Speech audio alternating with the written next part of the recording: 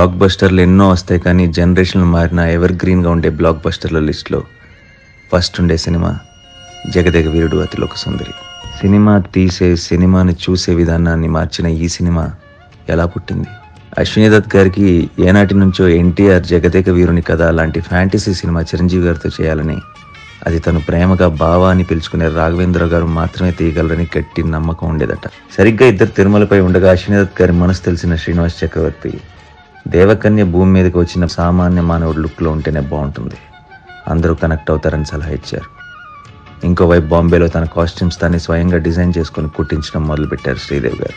ఇలా అందరూ కలిసి తమ సమిష్టి కృషితో ఈ అందమైన చందమామ కథని తెలుగు సినీ చరిత్రలో మరిచిపోలేని ఒక అద్భుత చిత్ర కావ్యంగా మలిచారు.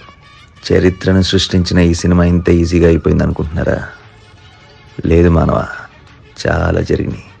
Stay tuned.